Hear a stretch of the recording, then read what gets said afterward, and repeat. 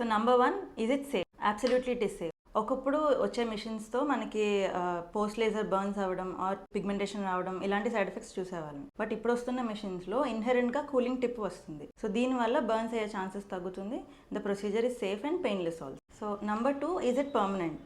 Yes, it is permanent. నార్మల్గా hair removal methods అన్నీ కూడా జస్ట్ సూపర్ఫిషియల్గా హెయిర్ని రిమూవ్ చేస్తాయి అంతే. అదే లేజర్ అయితే హెయిర్ బల్బ్లో ఉండే మెల్నిని టార్గెట్ చేసి ఫాలికల్ని డెస్ట్రాయ్ చేస్తుంది, తద్వారా రీగ్రోత్ రాకుండా చేస్తుంది. నంబర్ 3, సింగిల్ సెషన్ సరిపోతుందా?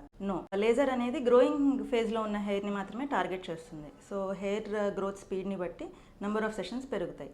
ఫర్ ఎగ్జాంపుల్ ఫేస్ హెయిర్ తీసుకుంటే it requires around 8 to 12 sessions. అదే అండర్ ఆర్మ్స్ అయితే 5 to 6 సెషన్స్లో సరిపోతుంది. అన్నీ బాగానే ఉన్నాయి, బట్ ఇట్స్ ఎక్స్పెన్సివ్ రైట్ అని అనిపిస్తుంది కదా? కాదు. లాంగ్ టర్మ్లో చూసుకుంటే లేజరే మనకి కాస్ట్ ఎఫెక్టివ్గా ఉంటుంది. ఎగ్జాంపుల్ తీసుకుంటే underarms hair removal per session 500 వేసుకున్నా over 10 years you will be spending 60,000. అదే లేజర్కి వెళ్తే 20 to 25,000కి అన్ని సెషన్స్ ఫినిష్ చేసుకోవచ్చు.